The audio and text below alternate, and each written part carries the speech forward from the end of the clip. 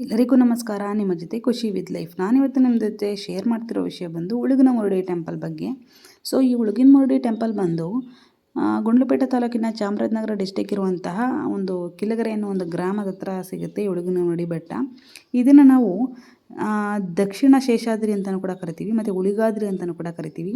ಈ ದೇವಸ್ಥಾನ ತುಂಬ ಪ್ರಸಿದ್ಧಿದೆ ಅಂತಲೇ ಹೇಳ್ಬೋದು. ಇಲ್ಲಿ ಪೂಜಿಸುವಂಥ ದೇವರು ಬಂದು ಶ್ರೀನಿವಾಸ, ಅಂದರೆ ವೆಂಕಟರಮಣ ಅಂತ ಏನು ಹೇಳ್ತೀವಿ, ಆ ದೇವರನ್ನ ನಾವು ಇಲ್ಲಿ ಪೂಜಿಸ್ಬೋದು. ಮತ್ತು ಇದರಲ್ಲಿ ಏನಪ್ಪ ಇರೋದು ಪ್ರಸಿದ್ಧ ಕಥೆ ಅಂತ ಅಂದರೆ, ತ್ರೇತಾಯುಗದಲ್ಲಿ ಶ್ರೀರಾಮ ಈ ಶ್ರೀನಿವಾಸನನ್ನು ಇಲ್ಲೇ ಪೂಜೆ ಮಾಡ್ತಿದ್ರಂತೆ. ಮತ್ತು ಪಾಂಡವರು ಕೂಡ ದ್ವಾಪರಯುಗದಲ್ಲಿ ಪೂಜೆ ಮಾಡ್ತಿದ್ರಂತೆ ಇಲ್ಲಿ ಬಂದು ಶ್ರೀನಿವಾಸನನ್ನು. ಅದರ ಜೊತೆಗೆ ಮಹರ್ಷಿ ಅಗಸ್ತ್ಯ ಮಹರ್ಷಿ ಏನಿದ್ದಾರೆ ಅವರು ಇಲ್ಲಿ ಪೂಜೆಯನ್ನು ಮಾಡ್ತಿದ್ರು. ಅಂದರೆ ಅಲ್ಲಿರುವಂಥ ಕಲ್ಯಾಣಿಲಿ ನೀರು ತೊಗೊಂಡು ಬಂದು ಶ್ರೀನಿವಾಸಂಗೆ ಹಾಕಿ ಪೂಜೆ ಮಾಡಿರುವಂಥ ಪ್ರಸಿದ್ಧಿ ಕೂಡ ಈ ದೇವಸ್ಥಾನದಲ್ಲಿ ಇದೆಯಂತೆ. ಸೊ ಹಾಗಾಗಿ ಒಂದು ದೇವಸ್ಥಾನ ತುಂಬ ಪ್ರಸಿದ್ಧ ಅಂತಲೇ ಹೇಳ್ಬೋದು. ಇಲ್ಲಿ ವರ್ಷಕ್ಕೊಮ್ಮೆ ಒಂದು ಜಾತ್ರೆಯನ್ನು ನಡೆಯುತ್ತೆ. ಜೊತೆಗೆ ಪ್ರತಿದಿನ ಪೂಜೆ ಮಾಡಿಕೊಡ್ತಾರೆ. ಒಂದಷ್ಟು ಪರ್ಫೆಕ್ಟ್ ಟೈಮಲ್ಲಿ ಹೋಗಬೇಕು ದೇವಸ್ಥಾನಕ್ಕೆ.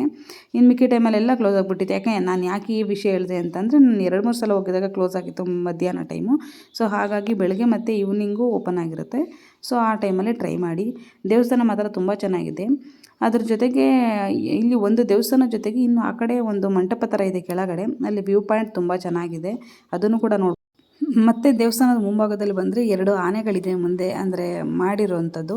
ಅದು ತುಂಬ ಚೆನ್ನಾಗಿದೆ. ಇನ್ನು ದೇವಸ್ಥಾನದ ಗೋಡೆ ಮೇಲೆ ಒಂದು ಶ್ರೀನಿವಾಸ ಮಲಗಿರೋ ಥರದ್ದು, ಮತ್ತು ಈ ಆದಿಶೇಷ ಏನಿದ್ದಾರೆ ಅವರು ನೆರಳನ್ನು ಕೊಡೋದು, ಆ ಥರ ಒಂದು ಚಿತ್ರವನ್ನು ಕೆತ್ತನೆ ಮಾಡಿದ್ದಾರೆ. ಏನಕ್ಕಪ್ಪ ಅಂತಂದರೆ, ಆದಿಶೇಷನು ಕೂಡ ಶ್ರೀನಿವಾಸನ ಪೂಜೆ ಮಾಡ್ತಿದ್ರಂತೆ. ಅದು ಕೂಡ ಪ್ರಸಿದ್ಧಿಯಲ್ಲಿದೆ. ಅಗಸ್ತ್ಯ ಮಹರ್ಷಿ ಮತ್ತು ಆದಿಶೇಷ ಇಬ್ಬರು ಕೂಡ ಪೂಜೆ ಮಾಡ್ತಿದ್ರು ಅನ್ನೋ ಒಂದು ಪ್ರತೀತಿ ಇದೆ. ಸೊ ಹಾಗಾಗಿ ಇದನ್ನು ಗೋಡೆ ಮೇಲೆ ಅದನ್ನು ತೋರಿಸಿದ್ದಾರೆ ನೋಡಿ ಚಿತ್ರದಲ್ಲಿ, ಎಷ್ಟು ಚೆನ್ನಾಗಿದೆ ಅಂತ ಹೇಳ್ಬಿಟ್ಟು. ನಿಜವಾಗ್ಲೂ ಒಂದು 7 ತಲೆ ಇರುವಂತಹ ಒಂದು ಆದಿಶೇಷ ಏನಿದ್ದಾರೆ ಅವರು ಶ್ರೀನಿವಾಸನಿಗೆ ನೆರಳನ್ನು ಕೊಡ್ತಾ ಇರೋದು, ಮಲಗಿರ್ತಾರಲ್ವ. ಸೊ ಹಾಗಾಗಿ ನೆರಳನ್ನು ಕೊಡ್ತಾ ಇರೋ ರೀತಿ ಒಂದು ಚಿತ್ರವನ್ನು ಬಿಂಬಿಸಿದ್ದಾರೆ. ತುಂಬ ಚೆನ್ನಾಗಿದೆ.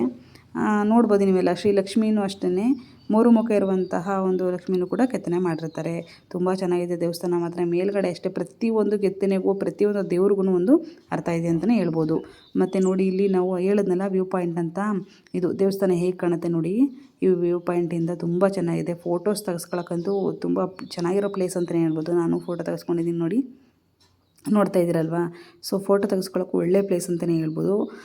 ಮತ್ತು ಚೆನ್ನಾಗಿದೆ ದೇವಸ್ಥಾನ ಮಾತ್ರ, ತುಂಬ ಚೆನ್ನಾಗಿದೆ. ದೇವರು ಒಳಗಡೆ ಎಷ್ಟು ಪ್ರಶಾಂತವಾಗಿದೆ ಅಂತಂದರೆ, ಅಷ್ಟೊಂದು ರಶ್ ಇರೋದಿಲ್ಲ. ನಾವು ಎಷ್ಟು ತಾಳ್ಮೆಯಾಗಿ ನೋಡ್ಬೋದು ದೇವ್ರನ್ನ, ಅಥವಾ ಲಾಂಗ್ ಟೈಮ್ ನೋಡ್ಬೋದು ಅಂತಂದರೆ ನಿಜವಾಗ್ಲೂ ದೇವ್ರು ನೋಡಿದ್ಮೇಲೆ ತುಂಬ ಸಮಾಧಾನ ಆಗುತ್ತೆ. ನೋಡಿ ಇಲ್ಲಿಂದ ದೇವಸ್ಥಾನದ ಈ ಡೋರಿಂದ ನೋಡಿದ್ರೆ ಆ ಕಡೆ, ಅಂದರೆ ಒಳಭಾಗದಿಂದ ನೋಡಿದ್ರೆ ಹೊರಭಾಗದ ಒಂದು ಚಿತ್ರಣ ಕಾಣುತ್ತೆ ಮಂಟಪದಿಂದ.